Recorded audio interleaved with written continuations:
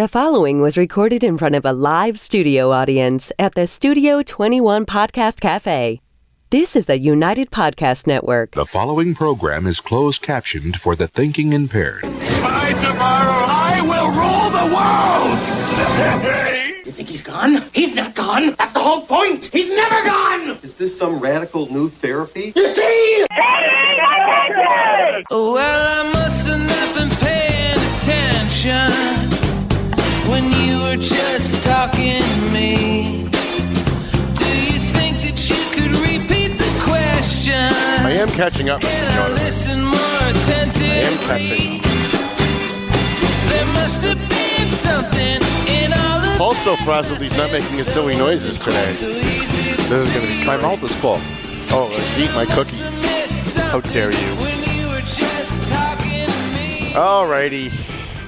Welcome to the Paying Attention Podcast. High atop Two Guys Smoke Shop here in Salem, New Hampshire at the Studio 21 Podcast Cafe.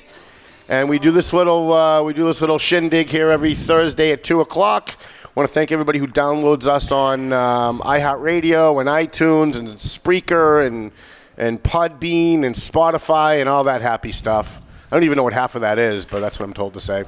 Welcome to the show today. We've got really an action-packed show. I have a couple things that I wanted to talk about before we get into our main topic. Joining me today is my co-host, Paul Morano. Paul, you weren't here last week. No. And I had a fill-in kind of co-host. We had Tim Wood from Loop Weekly, Methuen Loop. Yeah, what did he yak about? And we talked a lot about like Methuen stuff. Cool.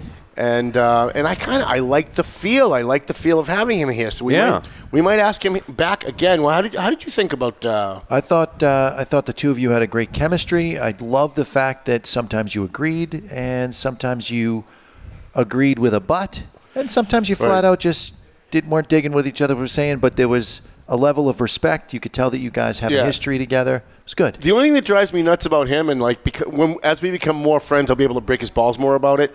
But for example, I made a comment about Methuen City Councilor Joyce Campagno not knowing what she was doing at a meeting, and he had to qualify it with 5 minutes of, but she loves puppies and she cares about the community, and it's like, yeah, listen, when a cop pulls you over and says, I'm arresting you for drunk driving, he doesn't say, but I'm sure you love puppies, and I'm sure you're a really nice person. Well, since you're a nice person, I'm just going to give you a warning this time. Yeah. So I'll break his chops a little bit about that. He kind of did that on his show, too. As soon as I said anything like overtly negative about anybody, and by the way, this is the human condition. It's not exclusive to Tim. Whenever you say something negative about anybody, people are always like, yeah, but they're a good person and they love their children and they care about the community and what about this and they drive really nice, and I'm like, really, do we need to qualify? When I say someone does a bad job at something, when I say somebody drives like shit, I'm not saying they kick puppies on Saturdays. I'm just saying they drive like shit, right? If I'm making a point about something and it's a negative, it's the human condition for people to go the other way and qualify it with all these positive, happy things. It's not my human condition. No, Paul's a little bit different because Paul's beneath the surface. Paul's so far beneath the surface he's drowning. Actually, I'm so far beneath the surface, I'm in touch with my human condition. All right. And it's very easy to do so. I don't know why more people aren't. But anyway, let's get back to this whole idea of Tim. Is that his name? Yeah, Tim Wood. No, Tim Wood. He has great chemistry with you. Did you watch it? I didn't. Can you believe this guy? No, actually. If he's not on it, he has no interest in watching. Well, I couldn't. But I saw a little bit of the podcast, the replay. I saw a little bit of the replay, about a minute of it. And I agree. He seemed to have good chemistry and all that stuff. And he talks about local issues. Right. And local issues, of course, dear to your heart. Right. That's what your newspaper... Everything is local. Everything is local. Much of what your newspaper is about local. Of course, you have national and international, too. So, here's the question. Do you want to make this podcast more of a local show? No. You don't? No, I like... He doesn't want to let you off the hook, Right, Paul. exactly. I can see where you're going with this. Right. You're smart. I'm not going anywhere. I'm just following reason here. He's trying to get out of it. Give me some logic here. He's like, hey, how can I not have to drive at 500 miles an hour to get to Tom's show every week? Oh, boy. But I think having him on more is a good idea. I'd like to have him on more. I'd like to be on his show a little bit more. I like that we can talk about local stuff. Yeah. But also in the same podcast talk about state, national, and international stuff. Because people downloading the show, have you seen the Jonathan, the the stats on where people are downloading us from? That I have not. Because when I go to valleypatriot.com, whenever I podcast a video or something, I always go into my analytics on WordPress, and we've got people reading the Valley Patriot from the Philippines, from Saudi Arabia, from China, believe it or not. So I'd be interested to see where they're downloading it from. I'll see if I can get that information. That would be. I mean, if it's work, don't worry about it. I'm just kind of curious. Oh, it isn't work for me. Oh, all right. I'll just make someone else do it. I have people for that. I love it. So yeah, I want the show to be about national and international politics because there's so much to talk about in the national and international scene that's not talked about responsibly by the rest of the media. But I also like to work in the local flavor because all politics is local. And I was saying the other night, I'm driving around Lawrence. Crime is down significantly, well more than 50%. And whenever I post on Facebook, crime is down in Lawrence, I get a few people say, "Oh, that's bullshit. Look at that shooting last week. Look at the guy that got killed." And I didn't say that there was no crime in Lawrence. I said it's down significantly. It was like 50% reduction in violent crime. And when you look at the trend nationally, crime is down nationally. But if you watch me driving through Lawrence, you know that's true. You know that national narrative that crime is down nationally is true if you look at the local level. And so whenever you see a national story and you're not sure whether or not the media is kind of peppering it or whether it's just total bullshit or it's true, start looking at the similar stories at the national level and see if they comport with what CNN and Fox and all the other ones are saying. Do you think crime is down in Chicago? Probably not in Chicago. I'm sure that there are some spots in the country where it continues to rise. Chicago is a Democrat city run by Democrats where they took everybody's guns. It's almost impossible to get a gun legally, but all the gangs have them and all the criminals have them, and that's your liberal utopia. So I have we have one local story I want to talk about, and that's, of course, the Methuen budget. So I've been going live, Paul. Came up with this ingenious idea rather than having to sit through a Methuen City Council meeting, like by going there, please kill me first. I have Verizon in my office, so I can watch from my North Andover office. I can watch the Methuen meetings. Okay. So I go live on my phone and podcast the meeting over Facebook. And we've had 3,000 or 4,000 people have been watching the meetings. Are you saying you put your phone near the television? Yeah, in front of the television. Then I go live on Facebook. It is the single worst video shot of any video shot. But the audio's pretty clean. I have to say the phone does a good job with the audio. Yep. So Methuen now is in a position where there's a mayor of Methuen who keeps, metaphorically pounding his fist on the desk every day, saying, "I inherited this mess. I inherited it. I came in January, and I'm trying to do the best that I can." Inherited it from what's his name? From the previous mayor, Mayor Zanni.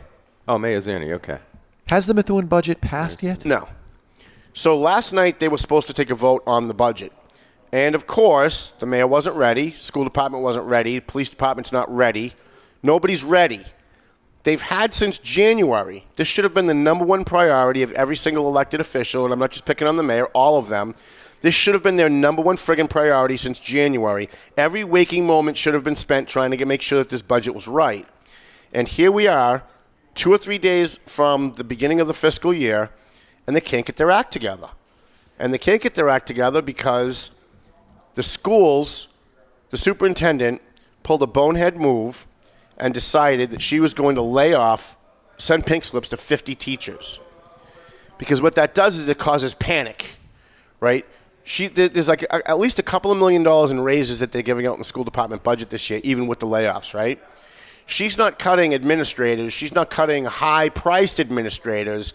I'm pretty sure she didn't cut her own salary. She might have, but I'm pretty sure she didn't, and we would have heard about it. But because they're not getting the money that they want, she cut 50 teachers. She sent out pink slips to 50 teachers, which meant a whole bunch of kids who were given talking points by their parents stood up at meeting after meeting after meeting and said, "You're destroying education. Children are the future. We're the future. Look what you're doing to us." And so it caused a lot of people to start focusing on the police department, because the real goal of all this was to get the city officials to take money from the cops and give it to the schools. That's what it was about. So they've been shaming the Methuen Police Department over their salaries. But let's review. The current mayor was on the city council for the last 6 years. He voted for all those budgets. He voted for every budget that got us to where we are, as did the other city councilors that are incumbents. So to sit there and pound your fist metaphorically and say, I inherited this mess, that's just a lie. Well, how did he vote? It's not a. Did he vote for it? He voted for all. He voted for almost all of them. All right. He voted for almost all of them. He might have voted for actually all of them, but I don't want to say 100% all of them because maybe he missed one vote, and I don't want another lawsuit. So because he I got voted something wrong. himself into the problem. Yes. That he inherited. Right. He created the problem that he inherited. He certainly was one of the people who caused the problem. And here's the thing. When the vote came last year to ratify these contracts, you had 5 of the 9-member city council who had personal conflicts of interest. One councilor's husband's a cop. One councilor's son is a cop. So you have all these conflicts of interest. And because you had the majority, 5 of 9, who had a personal conflict of interest, they invoked this secret rule that nobody knew existed called the rule of necessity. Now, what I call the rule of necessity is the rule of corruption. Because what this supposed rule of necessity says, and I'm not sure how legal it is, and it might be, but only in the world of politics could be. The rule of necessity, Paul, says that if you've got a majority of a board that have conflicts of interest, everybody can just vote. Because then you don't have enough people to vote on anything, right? Okay. So if everybody has a conflict, if everybody's got their hand in the pie, if everybody's family has their hand in the pie, then no problem. It's a rule of necessity. We're all just going to vote to give everybody raises. And that's pretty much what they did. Now, in a town like Methuen, it's not a massive town. Right. You would think that you'd want to hire as many people that live in the town to be cops. Right. And you're going to end up with, obviously, people that live there running for the different offices for the town. Mm-hmm. So you're going to end up with some conflicts. Right. I would imagine you would need a rule like that to make it so that you don't end up with 2 people voting on a bill. Well, I would say that if you have those kinds of conflicts, why are you running for office? Like if I decided I wanted to run for Board of Selectmen in North Andover, I live in North Andover, and my father's a cop and my brother's a firefighter and my daughter works for the school department and my cousin works for DPW, why am I there? My very existence on that board reeks of conflict of interest, just reeks of it. But what if those people are coming to, a family outing and they're complaining about how the city's corrupt and things are going wrong, and maybe you feel like you need to step up and help end the corruption and take a step in the right direction? Yeah, but how do you take a vote? You see, it's not just that there needs to not be impropriety. There needs to be not an appearance of impropriety. I'm with you. And so you've got the mayor whose son's a captain. You've got a city council whose son is a police officer. You've got another one whose husband's a police officer. And by the way, they're all great people. I know all of them. They're all great people. But last year or a year and a half ago when they were voting on all these contracts, you had a majority of the city council with a conflict. To me, that says an awful lot before we even get any further. When you get a majority of a council that has that many conflicts, to me, that's a red flag. To me, that almost kind of speaks to why we're where we are at this point. Because who wants to cut? It's one thing to give raises. Who wants to cut a department if you know maybe it's not your kid that's on the department, but the woman who sits next to you every day, it's her kid that's on the department. You got to deal with her every day. So it's not just that the individual councils have a conflict. It creates a conflict for everybody, I think. So here we are. We're at a point where we have the police department with this ridiculous contract where captains are making $400,000 a year. Wow. Where the chief is making somewhere upwards of like $500,000 a year. It's $500,000. It's $500,000. And by the way, I don't know why. Now that I know what the chief makes, I want to know why he hasn't kicked in more to the Valley Patriot Legal Defense Fund. That's what I want to know. If you're making $500,000 a year, $10,000 should have gone to that. Excuse me. I actually got through a whole show without doing that last week. So what they did is they got together last night. They were supposed to have a full budget. The mayor promised at the meeting prior, which was the night before, that he was going to either submit a full budget with the police department budget segmented out and having a 30-day budget for just the police, which I don't think was legal, and I think DOR said it wasn't legal. Or he was going to do a 30-day budget for the entire city. Now, at the end of the day, regardless of whose fault this is, it was probably a good idea to go with the 30-day budget because that now gives them 30 more days. Like, I don't understand why they're from January till today, they need 30 more days. But okay, we're here and they're still not ready. Mostly because people like Joyce Campagnon and Steve Saber are all interested in, like, attacking Jessica Finicaro about Facebook posts rather than talking about budgets. Yeah, all that kind of nonsense has been going on since January. So if you added up all of the minutes that they spent on stupid shit that had nothing to do with the budget, and they actually spent that time on the budget, they might have been ready by now. But they're not. So the mayor put forth a 30-day budget. Everybody pounded their fist and said how horrible it was. Why aren't we ready? Why aren't you communicating? But at the end of the day, everybody except for Jessica voted for the 30-day budget. So you had a 7-8, I think it was an 8-1 vote, that Methuen now has 30 more days to get their friggin' act together. And I hope that for the next 30 days, instead of attacking people about Facebook posts, instead of being mean to Jessica because she's doing more work than everybody else and making them look bad by default, maybe just, I don't know, focus on the budget, focus on cutting spending, focusing on trying to get additional revenue in. And I know the mayor is trying to renegotiate the police contract. He stated last night if the police don't come to the table and they don't agree to some of the cuts that he wants, he's laying off captains, lieutenants, sergeants, and he didn't say a shit ton, but I'm going to say a shit ton of patrolmen. So if I don't get my way, I'm going to make everybody else pay. You'll have less public safety. You'll have less people to protect you on the street. Well, what is his way? Is it to take that money and bring it back to the school system? Yes. Oh, so that's what he wants to do. That's what he wants to do now. All right. So he's partly responsible for all of the money that's going to the police department, right. But now he wants to change gears and right. go the other way. But the police have a contract. The contract was ratified by him and previous city council, signed off by the previous mayor. So he wants to nullify this contract. So yeah, he wants the police to say, okay, we're going to reopen the contract and renegotiate these terms.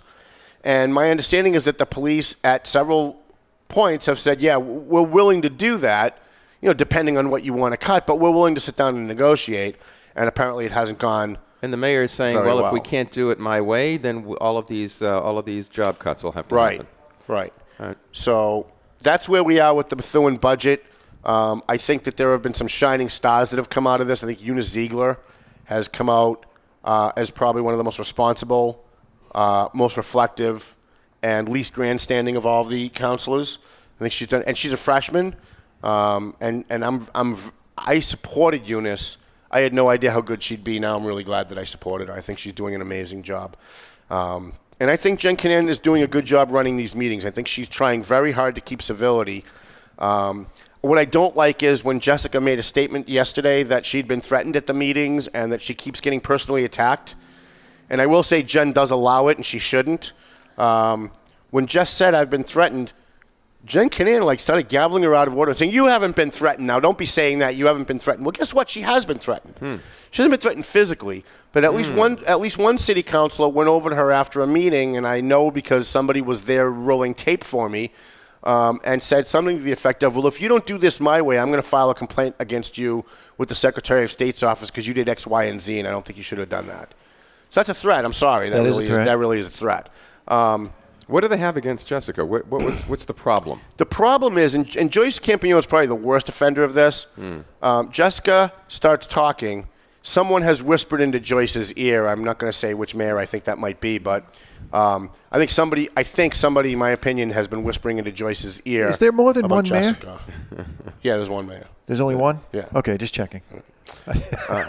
I got real lost real quick.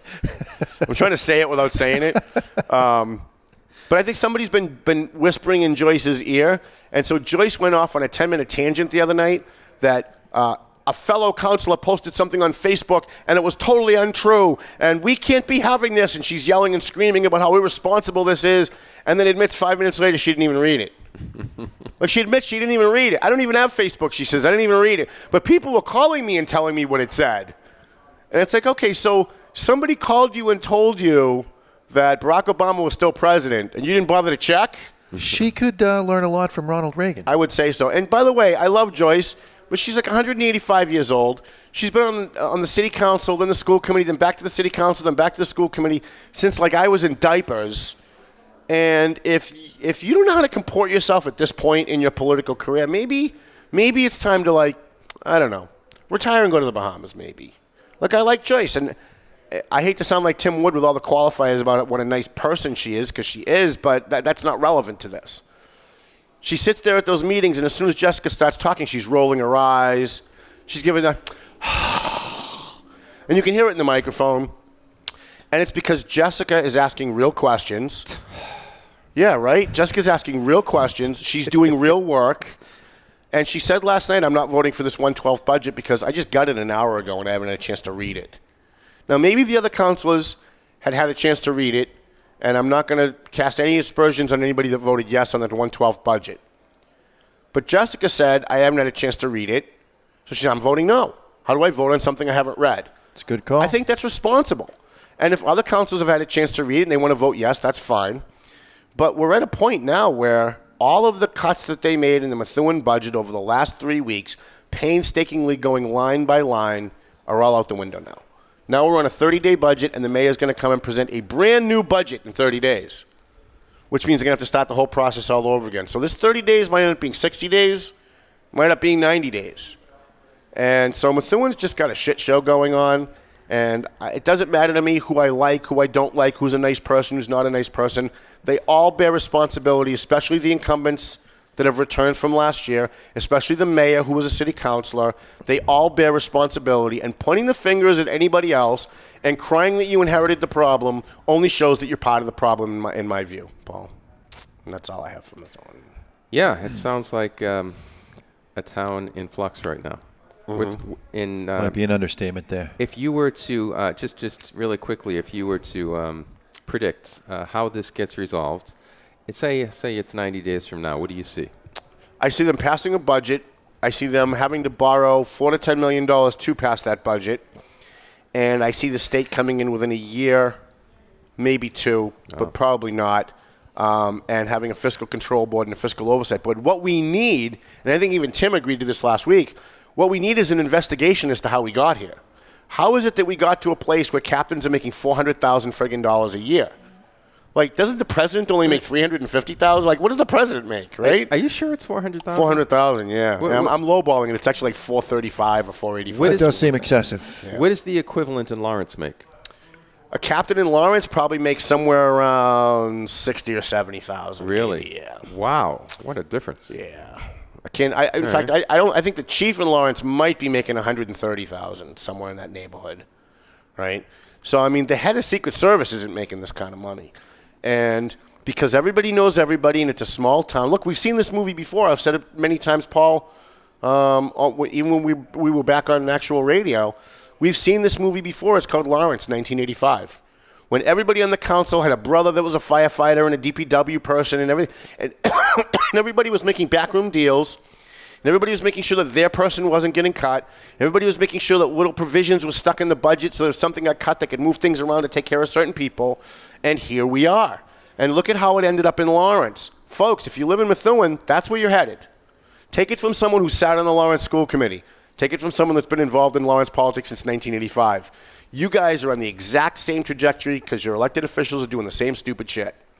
And it always ends up the same way. It's going to end up in a fiscal control board. It's going to end up in more government grants from the state coming in, which means more low-income people that you'll have to accept, which means more of a strain on the infrastructure of Methuen, which means property values start to go down, which means the amount of money that you're bringing in is going to go down, which means you're going to need to borrow more money, and it's just a snowball that rolls downhill that never stops. Look at Lawrence. Lawrence has financially been in the shit since literally like 1990. And it's not going to get any better. So, anyways, that's our local thing. Do you want to take a quick break, then come back and talk about abortion? Yeah, that's probably the best way to play it. All right, we'll take a quick break. When we come back, we're going to talk about abortion. Paul's hopefully all excited about this. We have a Supreme Court member retired. The liberal Anthony Kennedy. Everybody jumped on my shit on Facebook yesterday for calling him a liberal. We're going to explain that when we come back. I want to say a big shout out to Caitlin Green, one of the hottest redheads on Facebook. You gotta go on my friend list and see Caitlin Green. Oh my goodness, she wasn't married. Only if she wasn't married. Trying to do that during the break, right?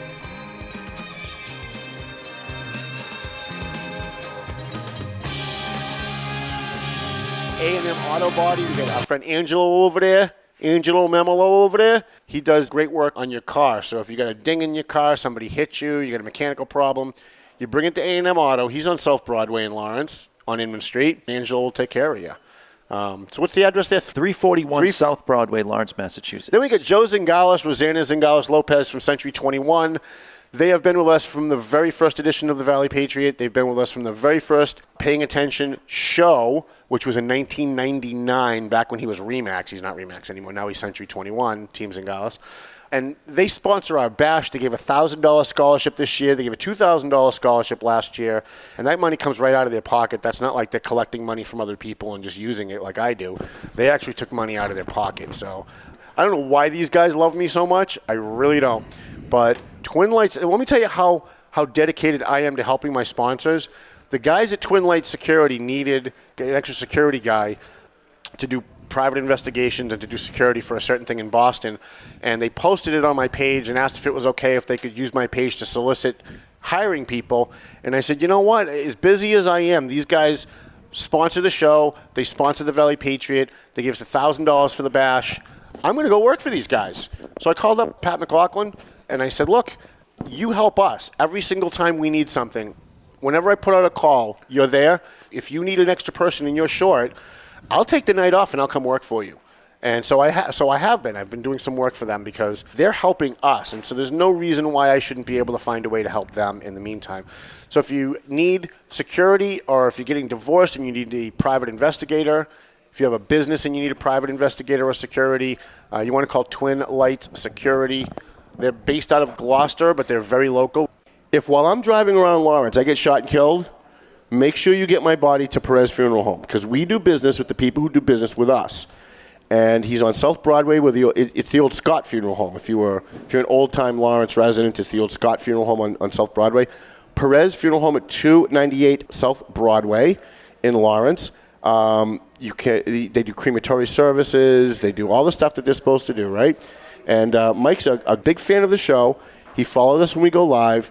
He's an advertiser now in the print edition of the paper, and he's now sponsoring this program. Perez Funeral Home and Crematory Services, 298 South Broadway in Lawrence. We appreciate him. Franklin Veloz from Veloz Auto Group. He specializes in people that have maybe bad credit, no credit. Maybe you haven't had a job for a long period of time, so you don't think that maybe you qualify for a car loan. Usually, they want you to have a job for a year or more.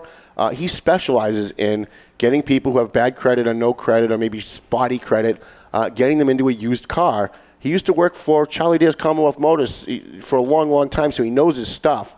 I think he was the credit manager over there or something. So he knows what he's doing, and he follows us live, too. I really appreciate that he does. Every time I see him pop on, I'm very excited about it. And I was there yesterday to deliver his newspaper, and he said he's already had customers come in from us talking about him on this show. So we appreciate Veloz Auto Group. Go see Franklin. He's at 17 Mass Ave. It's right